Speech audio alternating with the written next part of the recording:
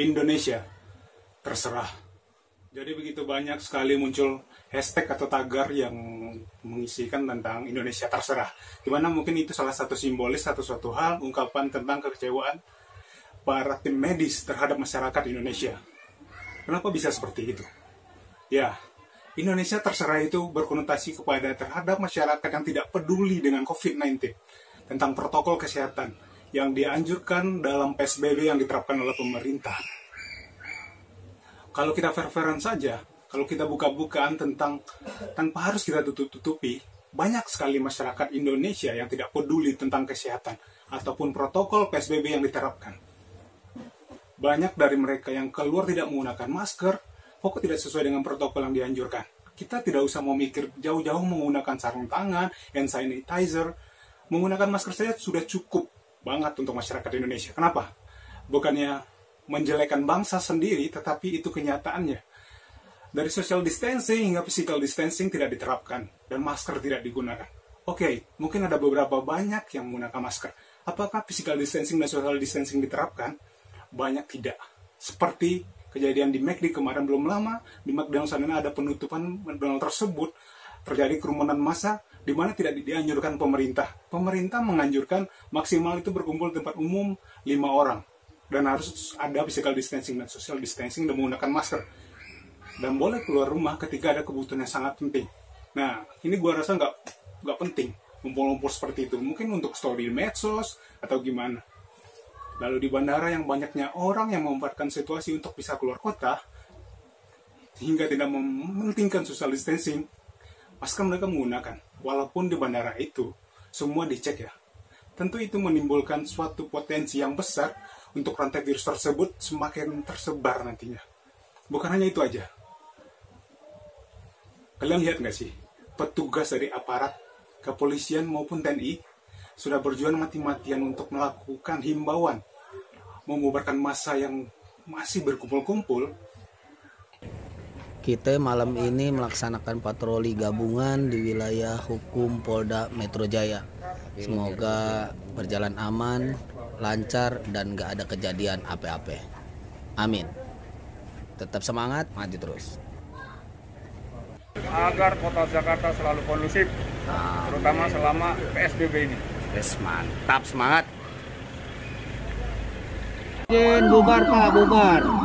Ya, daripada nanti pulang batuk. Pulang batuk kena ngerokin tengah malam.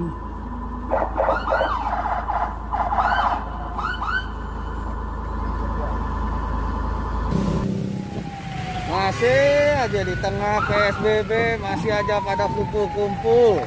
Masih aja kasihan. Masih aja di tengah PSBB, masih aja pada kumpul-kumpul. Masih aja kasihan sama badan sama keluarga. Ayo, bubar.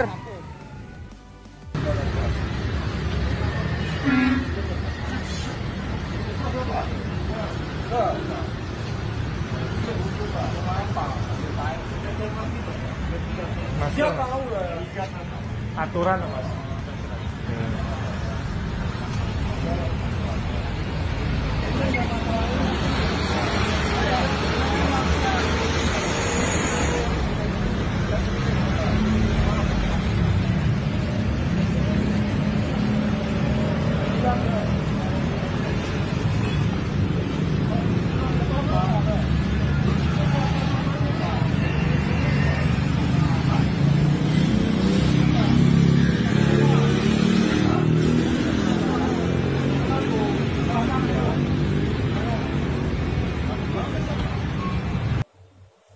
Dari masa yang mudah dibubarkan hingga masa yang kacangin aparat, itu terjadi. Dan Satpol PP sudah bertindak seperti itu semua. Tujuannya satu, Indonesia biar pulih kembali. Tim medis yang meninggalkan keluarganya, meninggalkan kehidupannya, mereka nggak pulang-pulang sampai ada yang 2 bulan namanya, meninggalkan anak dan keluarga. Untuk apa? Untuk kita semua, untuk membantu kita semua, untuk bisa sehat, untuk bisa hidup. Minta tolong banget untuk tetap diam di rumah, jangan mudik dulu. Bantu kami udah lelah, kami juga pengen bertemu dengan orang tua. Tolong, terus sedikit saja hargai kami. apa yang sudah kami lakukan ke kalian. Kami di sini juga ingin kumpul keluarga. Tapi kapan wabah ini selesai kalau kalian tidak tinggal di rumah? Kalian tetap mau kumpul-kumpul. Tolong sekali lagi sedikit saja hargai usaha kami. Siapa juga yang gak mau mudik? Kita juga mau mudik. Kita juga pengen ketemu sama orang tua. Kami di sini untuk kalian. Kalian di rumah untuk semua. Kalian semua pasti yakin pandemi ini ingin cepat berakhir. Makanya minta tolong. Sayangi keluarga kalian. Jangan lagi berkumpul, apalagi kalian mudik. Jangan berkumpul, jangan mudik, tetap di rumah saja. Sayangi diri Anda, sayangi keluarga Anda. Sia-sia pengorbanan kami bila tidak ada kerjasama di antara kita. Jangan mudik dulu. Ingat, diam di rumah saja.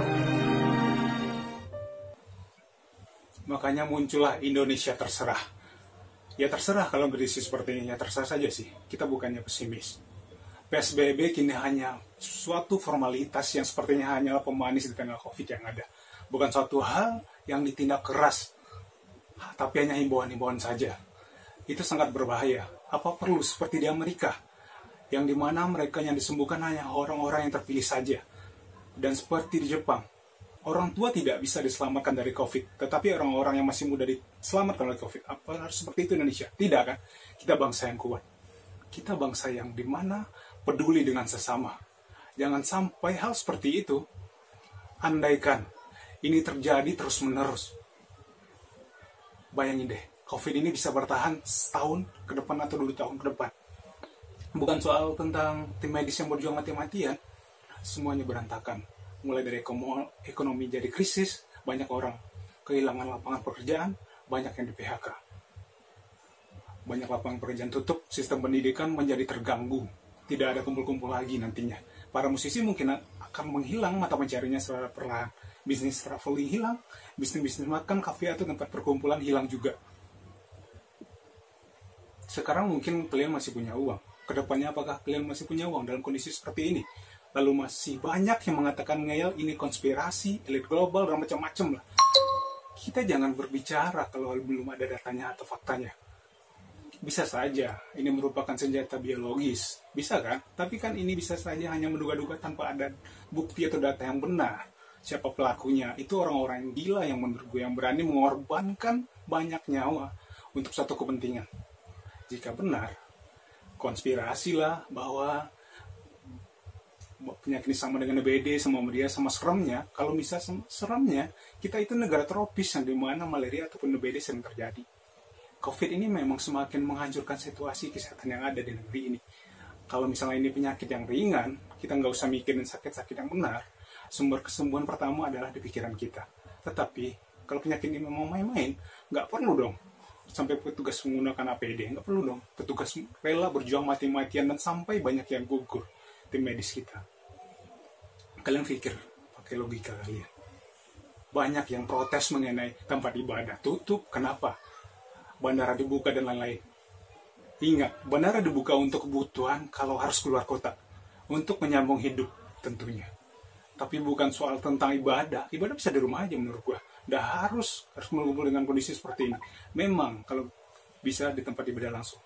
Tapi kalau kondisi seperti ini ya udah tahan diri kita, jangan egois. Coba jangan ngeyel. Kalian berpikir badan kalian sehat nggak apa-apa. Oke, banyak orang yang OTG tanpa gejala. Badannya segar, imunnya bagus. Tapi bayangkan ketika mereka pulang ke rumah membawa virus tersebut, ada anak kecil atau orang tua yang rentan, mereka bisa saja potensi untuk kena COVID tersebut dan bisa menjadi fatal. Itu menjadi permasalahannya. Jadi jangan egois, bukan tentang lu hidup ini, tentang banyak orang. Dan jangan karena ulah satu orang yang egois yang mengatakan, takut sama Tuhan dengan COVID-19. Hei, satu dunia ini bergejolak dengan COVID-19. Kalau kita takut dengan Tuhan, tentu kita semua harus menghargai kehidupan. Menghargai sesama kita. Dan bukan untuk kepentingan pribadi, untuk kepentingan bersama. Egoisme itu bukan cerminan dari sebuah agama. Egoisme itu cerminan dari sebuah setan. Kalau orang yang taat beragama, yang patuh terhadap agama dan menjalankan hal-hal dari agama tidak egoisme, tentu melakukan hal yang bermanfaat untuk banyak orang, walaupun dari hal simple, ikuti protokol. Di rumah aja, kalau tidak terpaksa harus keluar, itu sudah menjalankan suatu hal yang menurut gue ibadah juga. Gue bukan seorang religius sekali, tapi ketika gue berbicara dengan logika, lalu apa yang kita harus lakukan? Gue juga yakin banyak orang yang memaksa mudik. Mulai sekarang pun kita harus menyimpan uang secara bijak, mengurangi hal-hal yang harus membuang uang tanpa kepentingan. Kenapa? Ini bisa lama terjadi, dan ini bisa saja kalian saat ini bekerja, bisa nanti kalian kehilangan pekerjaan kalian kalau kondisi terus seperti ini.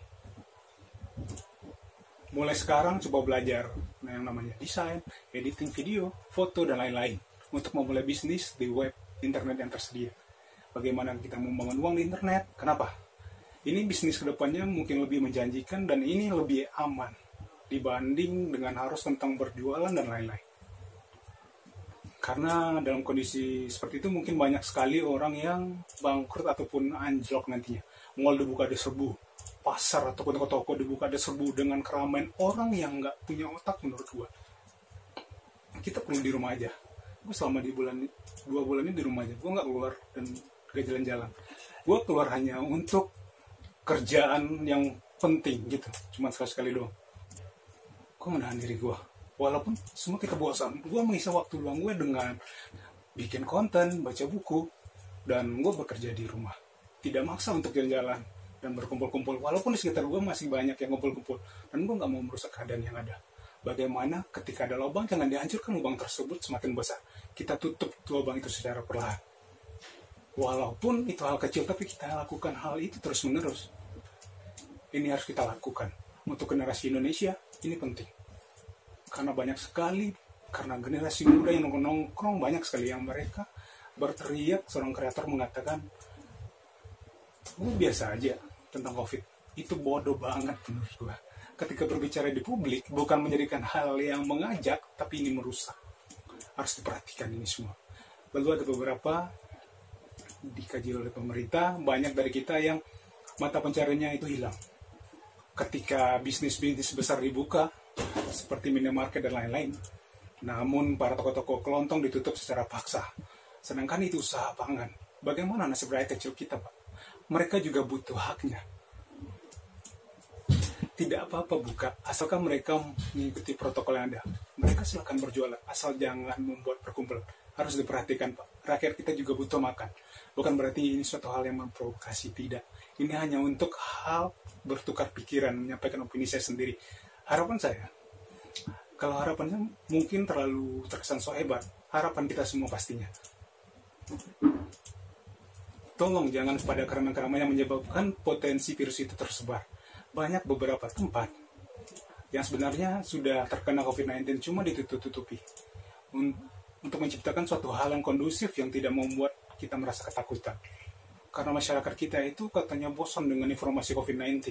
Yang mereka jadi parno beraktivitas, makanya mereka jadi stres. Ya, yang bisa kita lakukan ya hal yang terbaik.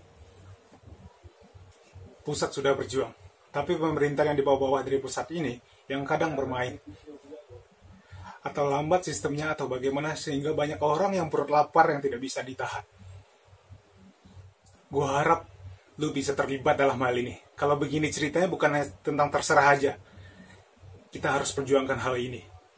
Terserah, Indonesia terserah itu menurut gua pesimis. Tapi Indonesia bangkit, itu satu hal yang optimis yang harus membangun negeri ini. Pasti bisa kita melakukan ini. Kita mulai dari diri kita sendiri, lalu kita ajak orang-orang sekitar kita. Kita suarakan hal ini. Demi kepentingan nasib negeri ini. Dunia kemanusiaan. Bukan hanya tentang diri kita. Hidup singkat cuy. Sederhana. Tapi gue harap hidup yang singkat ini bisa membuat diri kita yang lebih bermanfaat untuk sesama. Saya Fitra Mamuda. Sampai jumpa. Salam hormat.